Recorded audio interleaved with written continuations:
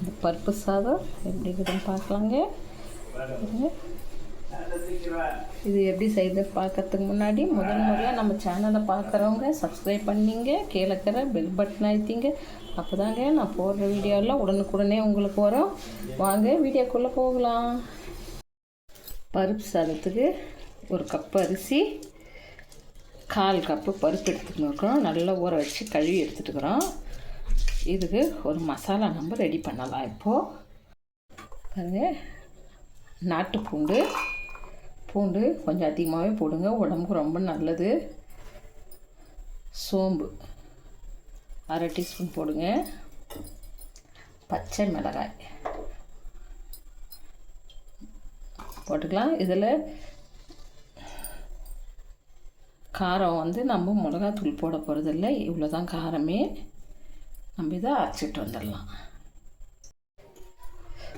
பருப்பு சாதத்துக்கு சோம்பான்னு கேட்காதீங்க, இதில் கெசகசா போட்டால் கூட அவ்வளோ சூப்பராக இருக்கும். இப்போது கெசகசா என் கையில் இல்லை, அதனால் பூண்டு, பச்சை மிளகா, சோம்பு போட்டு அரைச்சிருக்கிறேன். வாங்க பருப்பு சாதம் தாளிக்கலாம். கேஸ் மேலே குக்கர் வச்சுட்டு பற்ற வச்சுக்கலாம்.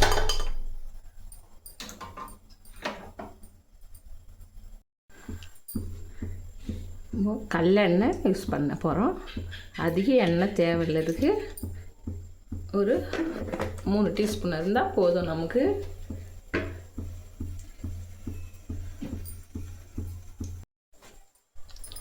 எண்ணெய் நல்லா காஞ்சிடுச்சு. நம்ம இப்போ கடுகு போட்டுக்கலாம். அதிலே ஒரு 4 மிளகு போட்டுக்கலாம். சீரகம் கொஞ்சம் போட்டுக்கலாம். வெங்காயம் கட் பண்ணி வச்சுருக்கோம்.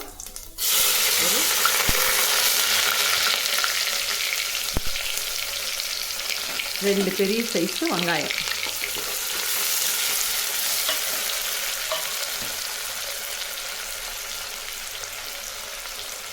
அது கூடவே காஞ்ச மிளகாய். கடுகு போட்டதும் நம்ம போட்டோம்னா கலர் திரும்பிடும். மிளகாய் வெங்காயம் போட்டு கொஞ்ச நேரம் கழித்து போட்டோம்னா அந்த கலர் அப்படியே நமக்கு கிடைக்கும். வெங்காயம் இந்த அளவுக்கு வதங்கினா போதும். நம்ம அரைச்சி வச்ச சோம்பு, பச்சை மிளகா, பூண்டு போட்டுக்கலாம்.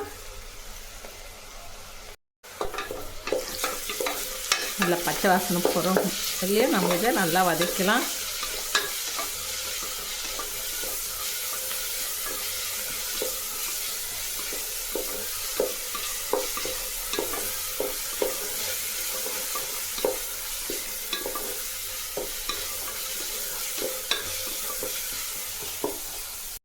தக்காளி 2 கட் பண்ணி வச்சுக்கிறோம். நம்ம புளி ஊற்ற போகிறதில்ல, அதனால் 2 தக்காளி பெரிய சைஸ் சேர்த்து போட்டுக்கணும். அந்த சாதத்துக்கு புளிப்பெல்லாம் இந்த தக்காளி போகிறது தான்.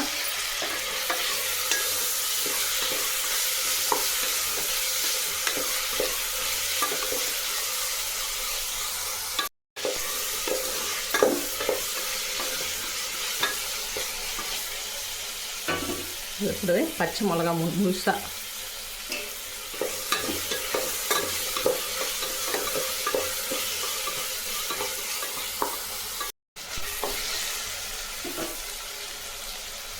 பெருங்காயம் 1/4 டீஸ்பூன்.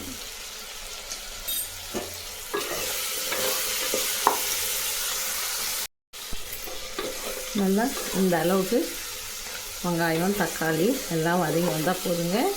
இப்போ நம்ம கழுவி எடுத்து வச்ச பருப்பு அரிசியும் இதில் சேர்த்துக்கலாம்.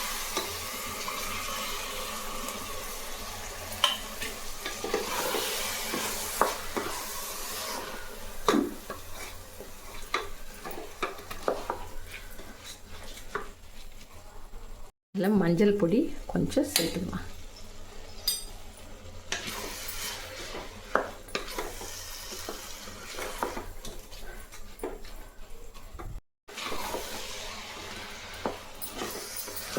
நல்லா ஒரு 2 நிமிஷம் இது போல் கலாரி விட்டுக்கலாம். நம்ம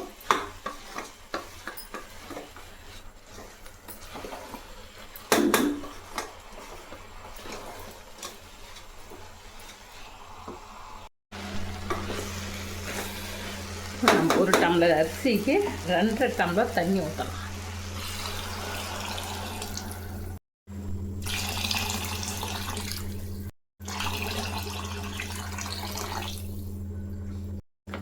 நல்லா தொழுவி விட்டுக்கலாம்.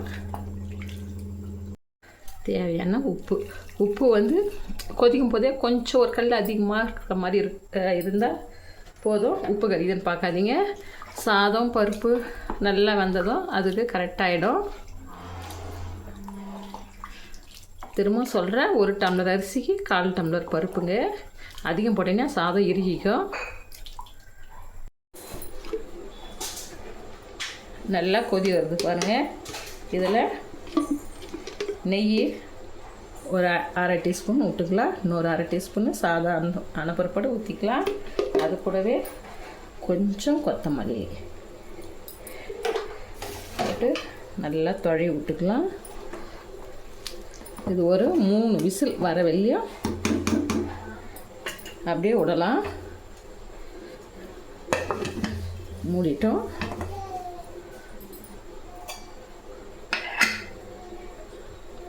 மூணுன்றது 4 விசில் கூட வரலாம், பரவாயில்ல.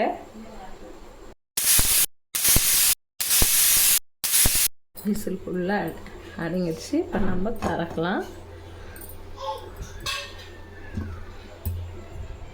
மணக்க பருப்பு சாதம் ரெடிங்க. இப்போ இதில் கொஞ்சமாக நெய் விட்டுக்கலாம்.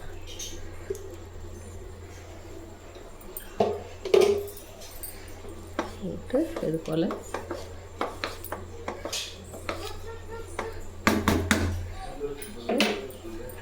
கொஞ்சமாக கொத்தமல்லி கறிவேப்பிலை போட்டுக்கலாம்.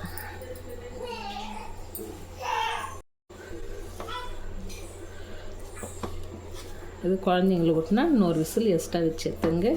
இது உதிரி உதிரியாக இருக்கும் இந்த சாப்பாடு. பருப்பு சாதம் ரெடிங்க.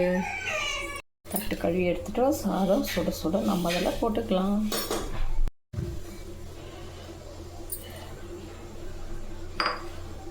சூப்பரான பருப்பு சாதம் ரெடிங்க. நீங்களே இது போல் ட்ரை பண்ணி பாருங்கள். பருப்பு மட்டும் கம்மியாக போடுங்க. 1 டம்ளருக்கு 1/4 டம்ளர் பருப்பு. அதிகம் பருப்பு போட்டிங்கன்னா சாதம் ரொம்ப இறுகிக்கும். திட்டமாக போடுங்க. நம்ம அடுத்த வீடியோவில் சந்திக்கலாங்க.